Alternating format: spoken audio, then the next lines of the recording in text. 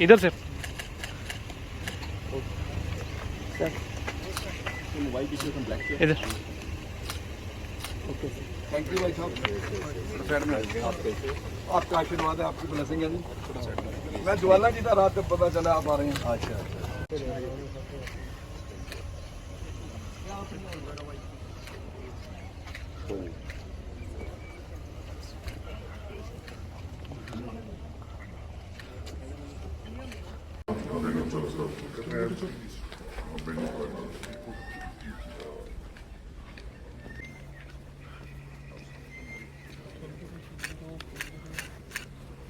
साधारण है कोई बात नहीं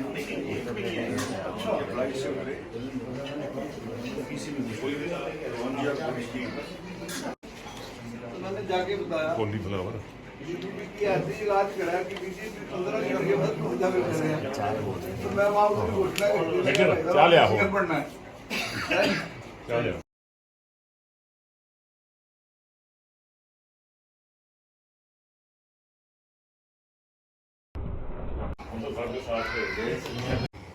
माननीय नरेंद्र मोदी के नेतृत्व में शहीदों की सोच पर जो पहरा दिया जा रहा है, उसके लिए जो आज श्री करनैल सिंह जो हमारे हीरो हैं और माता चरणजीत कौर, जिनको मैं गांव बड़ौला की नहीं या खन्ना की नहीं, इनको मैं भारत की माता कहूंगा, जगत की माता कहूंगा।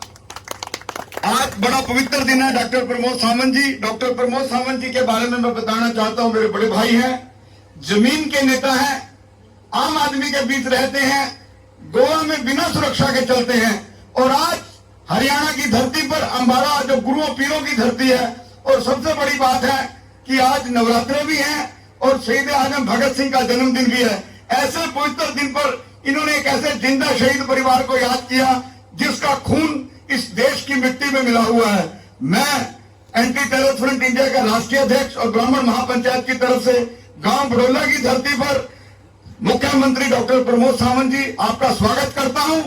और जो इस देश के प्रधानमंत्री हैं नरेंद्र मोदी जी, उन्हीं के नेतृत्व में इस तरह के मुख्यमंत्रियों की ऐसी सोच हो सकती है, मील का पत्थर सोच हो सकती है। डॉक्टर प्रमोद सावंत जी, आपने आज हरियाणा की धरती पर बड़ौला आकर यह साबित कर दिया कि भारतीय जनता पार्टी इस देश में एक ऐसी पार्टी है जो शहीदों की सोच पर पहरा देती है, जो स्वतंत्र सेनानियों की सोच पर पहरा देती है, जो भारत मां के सपूतों की सोच पर पहरा देती है। बड़ौला जी ने मुझे 1 मिनट का समय दिया, वो पूरा हो गया। भारत माता की, भारत माता की जय, माता चरणजीत कौर जिंदाबाद, जिंदाबाद, जय हिंद, जय बड़ौला, जय गोवा। की तरफ से उनका गौरव करने के लिए, उनको हम सम्मानित करने के लिए यहाँ पे खास करके मैं गोवा सरकार की तरफ से, गोवा के लोगों की तरफ से आया हूँ।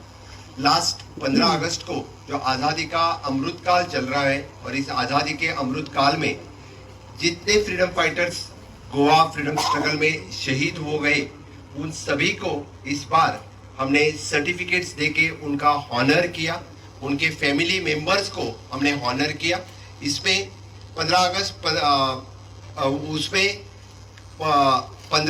1955 को, जैसे कि गोवा विमोचन सहायक समिति, इन्होंने आह्वान किया कि गोवा मुक्त करने के लिए पूरे देश भर में से फ्रीडम फाइटर्स वहां पे आए और गोवा मुक्ति संग्राम में सहभागी हो जाए। तो उन्हीं के कहने पे, यानी 15 अगस्त 1947 को तो भारत देश स्वतंत्र हो चुका था, लेकिन गोवा विमुक्त नहीं हुआ था। गोवा स्वतंत्र मिलने के लिए इसी तरह के सभी फ्रीडम फाइटर्स 15 अगस्त 1955 में, जब जैसे कि सूत्र संचालन करते हुए उन्होंने कहा कि पूरे देश भर में से फ्रीडम फाइटर वहां पे आ गए, और खास करके जो पत्रादेवी गांव है, उस पत्रादेवी गांव में जब यानी 15 अगस्त की सुबह सभी फ्रीडम फाइटर्स तिरंगा हाथ में लेके गोवा में एंटर ही कर रहे थे, तो पोर्तुगीज जैसे जुल्मी राजवटों ने, उनको पता नहीं था, क्योंकि इस तरह के यानी पोर्तुगीज डायरेक्टली गोलीबार करेंगे। और तभी मुझे लगता है कि मध्य प्रदेश से जो सरोजिनी देवी राय थी और जो चित्रे कॉमरेड चित्रे इनमें जो सत्याग्रह गोवा में एंटर ही कर रहे थे उनमें सरदार बेनीपाल जी थे, जो लास्ट में खड़े थे। जब पहली गोली यानी सरोजिनी देवी को लगी, तब लगने के बाद खास करके अभी भी ये स्टोरी हर बार गोवा में बताई जाती है कि कर्नल बेनीपाल जी जो लास्ट में थे वो आगे आए, उन्होंने जो तिरंगा अपने हाथ में लिया और बताया कि पोर्तुगीज कायरो जो अवरोधों के ऊपर गोली चलाते हो, हिम्मत है तो मुझ पे ऊपर गोली चलाओ। और उन्होंने वो गोली खुद पे झेली और वही वो शहीद हो गए। इसी तरह से पूरे गोवा में उसी दिन पूरे गोवा की सभी बॉर्डर पे पूरे देश भर में से आए थे स्वतंत्र सेनानी, हिरवे गुरजी हो, बाकी शेषनाग हो, इस तरह से मोर देन 30 स्वतंत्र सैनिक फ्रीडम फाइटर्स वहां पे शहीद हुए। मुझे लगता है कि तब के भारत के सरकार ने कुछ इंटरवीन किया होता तो इस तरह का बड़ा हादसा नहीं होता।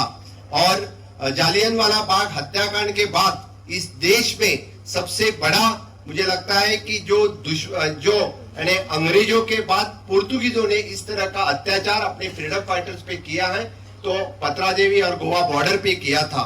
लेकिन तब के सरकार ने सही में इंटरवीन करना चाहिए था तो इस तरह का बलिदान नहीं हो पाता था। और आज उसी बलिदान को याद करने के लिए, उसी बलिदान को स्मरण करने के लिए इस बार के 15 अगस्त में हमने उस सभी शहीदों को नमन किया, सही शहीदों को उनका सर्टिफिकेट ऑफ द ऑनर दिया। और हमने सोचा कि सरदार बेनीपाल की जो मिसेस जो माता चरणजीत कौर, जिनके आशीर्वाद लेने आज हम यहाँ पे आए, मुझे लगता है कि उनका जो गोवा के लिए शहीद हुए तो मुख्यमंत्री के नाते मेरा कर्तव्य होता है कम से कम आके उनका आशीर्वाद ले। और इसीलिए मैं आज इस गांव में उनका आशीर्वाद लेने आया हूं। गोवा सरकार की तरफ से हमने उनको सर्टिफिकेट ऑफ द ऑनर दे दिया और मुझे पता है कि इस तरह के स्वतंत्र फ्रीडम फाइटर्स को आज तक हम कुछ पेंशन नहीं दे पाए, तो कम से कम कि उनके आगे आने वाले उनको थोड़ा बहुत कुछ हम मदद कर सके। 10 लाख रुपए का चेक आज हमने उनको दे दिया है। उनके कम से कम उनको आने वाली जिंदगी में उनको थोड़ा बहुत तो मदद गोवा सरकार की तरफ से रहेगी। इससे आगे भी जो कुछ मदद उनको लगेगी तो इसके बाद भी गोवा सरकार हमेशा के लिए उनको मदद करने के लिए तत्पर रहेगा। हम हमेशा उनके साथ में रहेंगे। इस आजादी के अमृत काल में हमारा तय है कि हम इस तरह के जो सभी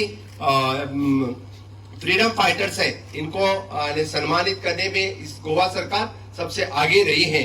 मैं आज के इस अवसर पर बस इतना ही कहूंगा कि इस अखंड भारत होने के लिए यानी जो सरकार आगे बढ़ रहे हैं, जिस तरह से यानी भारत जोड़ो यात्रा अभी स्टार्ट हुई है, मुझे लगता है कि 1947 के बाद यानी तभी से भारत जोड़ो यात्रा स्टार्ट हो जाती थी।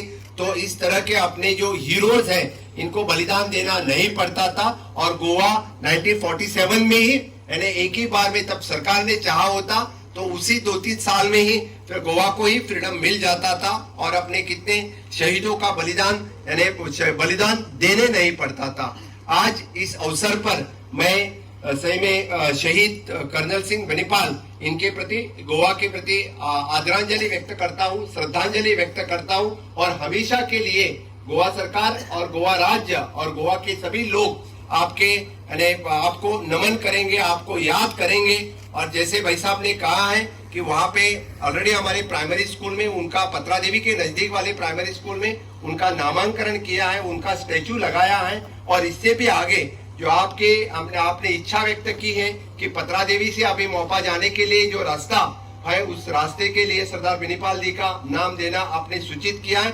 अवश्य सरकार इसके ऊपर विचार करेंगे और उस रोड को भी कर्नल बेनीपाल सिंह का नाम हम नाम देंगे तो हमेशा के लिए पत्रादेवी से जाते हुए का रास्ता कर्नल बेनीपाल सिंह से नाम से जाना जाएगा।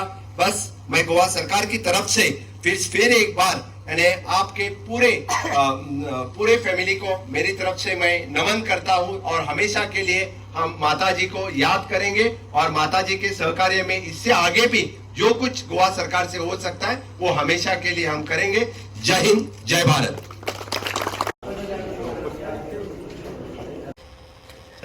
आगे को हो जो साइड में थोड़ा सा। बहुत बहुत धन्यवाद बड़ौला की तरफ से। वो कुछ अपने कौन किसी का खांदा दाना पानी खींच के लेंदा।